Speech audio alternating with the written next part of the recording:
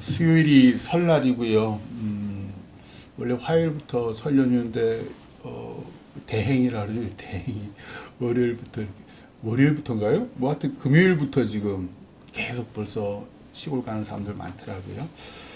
아무쪼록 그 경제가 좀 활성화됐으면 좋겠습니다. 그게 그럴 목적으로 해놨다 그러는데 자녀들과 건강하게 즐겁고 복된 날 되시기를 소망해요.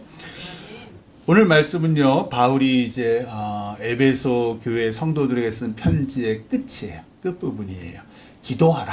기도하라라고, 항상 기도하라. 오늘 말씀 제가 한번 다시 읽을게요. 모든 일에 기도와 간구를 하되 항상 성령 안에서 기도하라. 깨어 구하기를 항상 힘쓰며 여러 성도를 위해 기도하라. 계속 구하라, 기도하라, 항상 그 얘기가 지금 몇 번에 걸쳐서 반복, 그 짧은 한 절에 몇 번에 걸쳐서 돼 있네요. 에베소 교회 성도들에게 신신당부를 하는 거예요. 로마 감옥에 있는 사도 바울이. 우리는 그 생각을 한번 해보세요. 사도 바울이 에베소 교회 성도들이 기도하지 않는다고 생각했을까요? 기도해요. 왜 기도 안 하는 사람이 어디 있어요? 예수님이 있는데. 그래서 바울은 뭐라 하냐면 성령 안에서 기도하라 라고 말을 하는 거예요. 왜냐하면 우리 기도가요, 하나님 뜻이 아닐 경우가 사실 훨씬 더 많아요. 사도 바울도 왜 고린도후서 12장에서 자기에게 육체의 가시가 있는데 얼마나 아프고 괴로운지 사탄의 사자라고 할 정도로 참 무척 힘들었나 봐요. 그래서 주님께 간절히 3번이나 이 병에서 낫기를, 이 병이 떠나 이 육체의 가시가 없어지기를 간절히 기도했다고 하던데, 어느 날 주님이 이런 말씀을, 이런 응답을 바울에게 주셨어요. 내 은혜가 너에게 족하다. 이는 내 능력이 약한 데서 온전하여 짐이라. 육체에 가시가 있어도 바울아, 내 은혜가 너에게 지금 충분해. 충분하게 있어. 오히려 내 능력이 약한 데서, 너의 약한 데서 온전해지신다. 그러자 바울이 깨달아요. 그러므로 도리어 크게 기뻐함으로 나의 여러 약한 것들에 대하여 자랑하니니 이는 그리스도의 능력이 내게 머물게 하려 함이라. 나의 강함과 건강함이 주님의 능력이 있는 게 아니라 내가 약하기 때문에 그리스도의 능력이 내게 있는구나 라는 걸 깨달은 거예요. 그러면서 뭐라 그러냐면 왜 우리가 내 약한 것들을 자랑하냐면 이는 내가 약한 그때의 강함이라 라는 것을 깨달았던 거예요. 이 말씀을 통해서 바울같이 저렇게 신실하고 자신의 목숨을, 복음을 전하는데 온 생애를 다 바친 저 기도의 사람도 3번이나 간절히 기도한 후에야 내가 이 육체의 가시, 병을 없애달라고 하는 것이 주님의 뜻이 아니었구나. 주님은 오히려 나의 약한 것에서 당신의 강함이 온전하게 드러나는 거라고 말씀하시는구나 라는 걸 깨달은 거예요. 그리고 뭐라 그래요? 육체의 가시에 대해 더 이상 없애달라고 얘기하지 않아요. 왜? 내가 약한 그때에 강하다는 걸 깨달았기 때문에. 평상시 우리도 기도하잖아요. 그런데 간절히 기도하는 경우는 별로 없어요. 왜? 별 문제가 없으니까. 그냥 평안하니까. 문제는 이 평안함이 하나님으로부터 왔다는 사실을 나도 모르게 어느 순간 까먹어요. 이런 평안과 건강을 주신 하나님 은혜에 감사하지 않아요. 왜요? 우리는요, 하나님 은혜를 늘 잊고 사는 교만한 죄인이니까. 문제가 생기고 고난이 있어야 그제야 하나님을 기억하는 거예요. 그래서 주님이 바울의 몸에 있는 가시를 치유하지 않습니다. 왜? 그가 약해야 주님을 기억하고 약한 그를 귀하게 사용하신 살아계신 하나님을 느끼니까. 욱신 아플 때에 오히려 그럼에도 불구하고 나에게 주님의 일을 행하게 하시는 그 강한 예수 그리스도를 느끼니까 왜 내 허리가 아플까요? 왜 내가 자꾸만 늙어가고 연약해질까요? 지금까지 건강하게 살아온 게 다 하나님 은혜구나. 지금 아프지만 여전히 살림할 수 있고 직장 다닐 수 있고 오늘 이 자리 아까 장로님 기도해 주신 대로 예배하러 온 거, 야, 이게 살아계신 하나님이 나와 함께 하지 않으면 불가능하구나.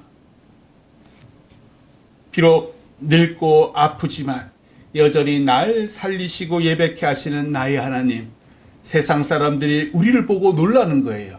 아니, 이렇게 저런 몸으로 어떻게 또 교회 예배 가시나? 참, 저게 하나님 능력이구나. 나도 놀라고 주변에 믿지 않는 사람도 놀라는 거예요. 저 몸으로 교회에 가서 또 예배를 드시는구나. 하나님이 얼마나 대단한 분이시길래. 오늘 말씀에서 바울은 모든 일에 기도하고 간구하랍니다. 모든 일이라는 건 자잘한 일부터 큰 일까지예요. 다 기도하고 간구하래요. 왜? 내 기도가 주님의 뜻이라면 응답하시겠지만 내 기도가 주님의 뜻이 아니라면 응답하시지 않으니까. 바울처럼 내 욕심이었구나. 이건 내 욕심이었구나. 주님 뜻은 달랐구나. 뒤늦게 깨달아서 회개하고 응답되지 않은 게 오히려 주님의 뜻이 이루어진 것임을 알고 감사하게 됩니다. 기도에 응답되지 않은 것에 감사하다는 거 놀라운 믿음이에요.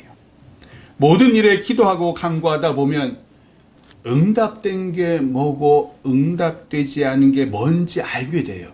그러면 이 과정에서 나를 향한 주님의 계획, 주님의 뜻이 이런 거구나 늘 알게 된다는 거예요.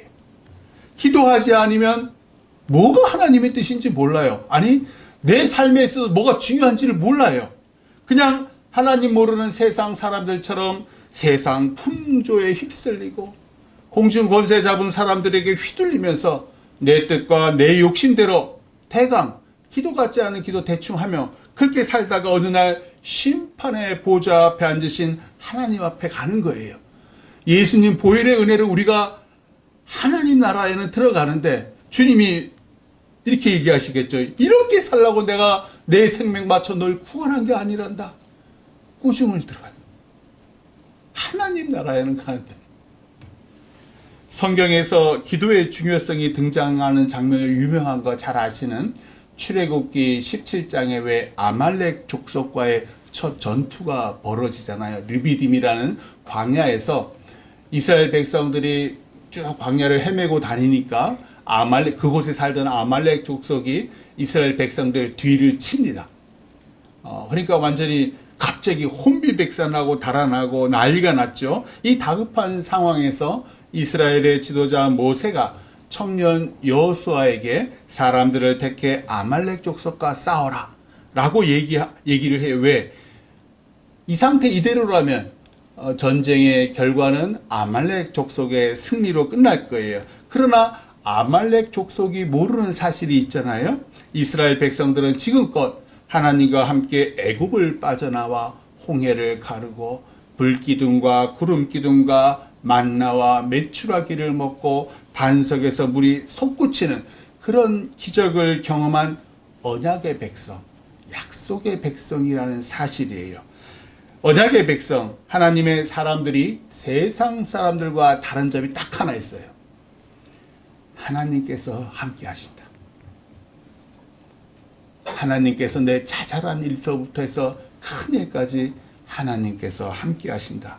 젊은 사람들은 아직 하나님의 은혜를 경험하지 못해서 자신의 힘과 능력과 지식을 의지하지만 산전수전 다 겪으면서 하나님 능력을 경험한 어른들은 이런 상황에서 뭐가 필요한지 알아요. 그래서 여호수아를 비롯한 청년들에게는 몸으로 싸우는 전쟁을 맡기고 80살이 넘은 새할아버지 모세와 아론과 훌이 산꼭대기에 올라가잖아요. 왜냐하면 이 전쟁의 승패는 물리력이 아니라 하나님께 달려있음을 아니까. 그런데 한번 곰곰이 생각해 보세요. 모세가 이렇게 하나님의 향을 손을 이렇게 딱 들었더니 이스라엘이 이겨요? 내리면 아말렉이 이겨요? 자, 홍해만, 아니 하나님, 이왕 전쟁하는 거 모세가 하나님께 손을 딱 들었을 때 완전히 이겨버려서 아말렉 족속을 패퇴시켜 버리시지. 아니 어떻게 들면은 이기고 내리면 집니까? 도대체 왜 그렇게 하셨습니까? 아니야 다를까 아론과 훌이 모세가 너무 힘들어하니까 돌을 가지고 와서 앉히고 한쪽 손을 다 맞잡아서 드는 거예요. 그러고 난 다음에 해가 지도록 이 손이 내려오지 않았다. 왜? 내리면 저 젊은이들이 죽어가는 거예요. 부상당하는 거예요. 그러니까 이 새 늙은이들이 어떻게 했겠어요? 해가 지도록 붙들고 얼마나 힘들었을까. 그러니까 80살 다 넘은 노인들이 그 하늘을 향해 손을 들고 있는 거예요. 해가 지도록. 하나님께서는 알려주고 싶은 거예요. 기도는 꾸준히 하는 거야. 한 번 한다고 뭐가 이루어지는 게 아니야. 하나님 나 기도했는데 안 이루어졌어요. 그리고 교회 떠나는 사람들 많아요. 의외로 많아요. 아닙니다. 기도는요 꾸준히 하는 거예요. 기도의 결과는요 하나님의 능력을 신뢰하고 끝까지 어떤 유혹과 어려움 속에서도 꾸준히 기도할 때에 서서히 하나님의 뜻이 이루어지는 거예요. 모세의 팔이 피곤하여 이렇게 내려오자 아론과 훌이 딱 양쪽 손을 붙잡고 하나님을 향해 올렸고, 그리고 난 다음에 결국 여호수아가 칼날로 아말렉 족속을 다 쳐서 무찌르고, 곧이어 하나님께서 모세에게 이렇게 말씀하세요. 이 사건을 책에 기록하여 기념하게 하고 여호수아의 귀에 외워 들리라. 내가 하나님이 아말렉을 없이하여 천하에서 기억도 못하게 하리라. 모세가 거기에 제단을 쌓고, 제단을 쌓다는 얘기는 예배를 하고, 그 이름을 여호와 니시, 여호와 하나님은 나의 깃발이다 라고 불러요. 지난 20일 얼마 안 됐네요. 며칠 전에 도널드 트럼프가 미국 대통령으로 취임했잖아요. 그 취임식에 보시면 옆에 그 아내 멜라니아 여사가 성경책 2권을 가지고 있어요. 하나는 아브라함 링컨, 잘 알잖아요. 아브라함 링컨 미국 전 대통령의 아주 오래된 성경책 크더라고요.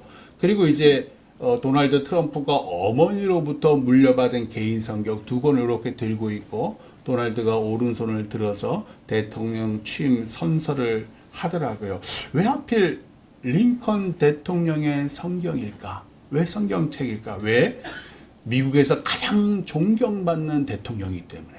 보수, 진보를 떠나서 가장 존경받는 대통령이 링컨 대통령이기 때문에 그는 어려서부터 대통령이 되기까지 매일 성경을 읽고 기도했답니다. 그런 그도 가난한 유년 시절을 보내 학교 교육은 불과 1년 반 정도. 그래서 간신히 글을 읽고 쓸 정도였다라고 해요. 그가 9살 때 어머니가 링컨에게 부자나 높은 사람이 되기보다 성경을 읽는 사람이 되라라는 유언을 남기고 세상을 떠나요. 참 어머니 대단하시죠. 다시 한번 여러분들이 유언을 어떻게 돼요? 보세요. 부자나 높은 사람이 되기보다 성경을 읽는 사람이 되라. 어머니가 물려준 오래된 성경책을 읽고 기도했지만 링컨의 삶은 결코 순탄치 않았어요. 20살이 넘도록 제대로 된 직업을 갖지 못했고요. 23살인 1832년 한때 점원으로 있던 방앗간과 상점을 인수했지만 곧 빚만 지고 파산합니다. 그리고 숱한 정치적 실패, 뭐 하나 선출된 게 없습니다. 다 떨어져요. 하원 의원서부터 상원 의원에 이르까지 다 떨어져요. 주지사까지 다 떨어져요. 그러다가 51살, 51세에 노예제도를 반대하는 연설로 전국적 인물이 되어버려요.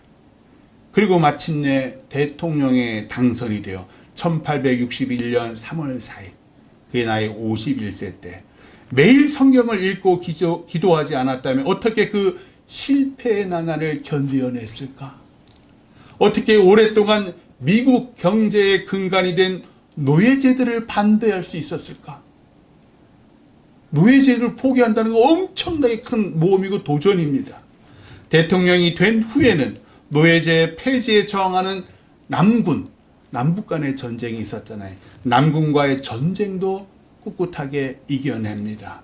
하나님의 도우심을 날마다 구하고 믿었기에 이 모든 과정을 이겨낼 수 있었다라고 회고를 해요. 그러면서 대통령이 된 링컨이 백악관에서 어머니를 생각하며 이런 글을 써요.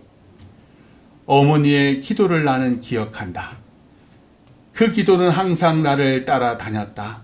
내 평생 동안 그 기도는 나에게 꼭 붙어 있어 떨어지지 않았다. 그런 어머니, 그런 아버지 되세요. 아까 장로님 기도해 주신 대로 설날에 우리 자녀들 오잖아요. 그렇게 축복 기도해 주는, 그렇게 예배 인도하는 그 할아버지, 그 어머니 아버지가 오랫동안 기억에 남아요. 돈 5만 원, 10만 원, 그 기억 안 남아요. 참 신기하죠? 거인 골리앗을 쓰러뜨렸을 때 다윗이 그랬잖아요. 전쟁은 하나님께 속한 거라고. 우리 삶은 영적 전쟁이에요. 이번 설날 아마 이제 한판 영적 전쟁을 또 시작하실 거예요. 제사 드리는 집안은 제사 드리는 집안대로 영적 전쟁이 시작될 테고, 하나님께 예배 드리는 집안은 또 하나님께 예배 드리는 집안대로 영적 전쟁이 시작돼요. 왜? 믿음의 차이도 나고요. 안 믿는 사위, 안 믿는 자손들이 있거든요. 우리의 삶을요, 매일 사단과의 싸움이에요. 사단은요, 정말 아무렇지도 않은 그 자잘한 일에도 우리에게 총공세를 퍼부어요. 설날 피곤하잖아요. 우리 윤태춘 권사님 벌써부터 막 자손도 올 거라고 막 음식 준비를 해요. 얼마나 육신이 피곤해요. 내 육신이 피곤하면 어떻게 됩니까? 짜증이 나요. 배우자든 자녀든 저것들은 내가 이렇게 일하는데 그냥 침대에 누워가지고 그게 눈에 보여요. 오늘 피곤하니까 그래 오늘 나 전부 치라 너무 힘들었으니까 오늘은 말씀 통과, 기도도 통과, 뭐 내일 하면 되지 뭐. 그저 기도는 교회에서나 하는 거야. 사탄이 계속 속삭여요. TV나 유튜브 이런저런 약속 등등 사탄은 매일 우리를 하나님으로부터 멀어지게 하고 내 귀, 내 생각, 내 뜻에 맞는 게 옳다고 속삭여요. 사탄의 유혹이 달콤한 이유는요, 어쩌면 그렇게 우리 마음을 잘 아는지, 우리 육신이 뭘 좋아하는지를 사탄은 착착 기가 막히게 아는 거예요. 육의 일은 결국 우리를 절망과 사망에 이르게 하지만 단기간에 우리를 즐겁게 하거든요. 그러니까 우리가 사탄에게 꿀떡꿀떡 넘어가는 거예요. 그런 우리를 잘하고 있다고. 세상 한번 들어보세요. 너 감정에 충실해. 요즘 젊은 친구들 듣는 그 대중가에 들어보세요. 네 감정에 충실해. 네 욕망에 충실해. 넘치고 흘러 넘칩니다. 그런 날들이 쌓이고 쌓이면 어느 날 우리가 하나님으로부터 너무 멀어져 있다는 걸 알게 되고요. 절망에 낭떠러지 고난이 찾아와요. 그제야 하나님을 다시 찾아요. 근데 하나님을 찾으면 그나마 지혜로운 사람, 하나님의 사람, 탕자죠. 돌아온 탕자예요. 너무 멀어져서 하나님 기억지 못하고 절망의 노예가 돼 사망의 음침한 골짜기로 들어가는 어리석은 사람도 참 많아요.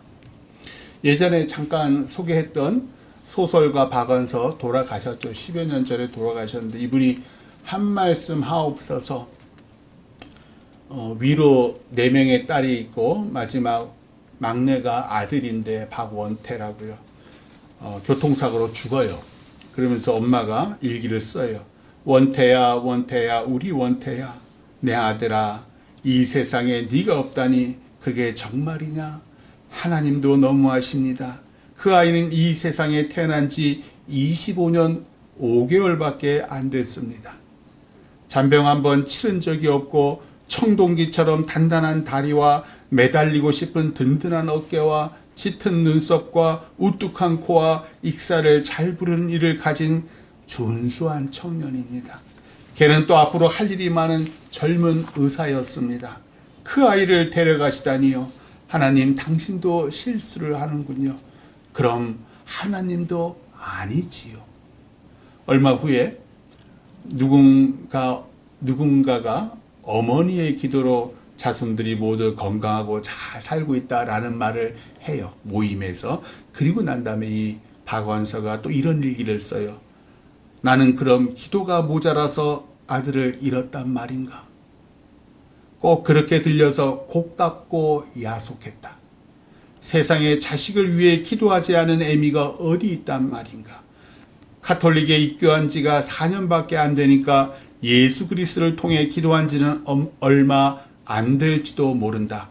그렇다고 그 전에 기도가 없었을까?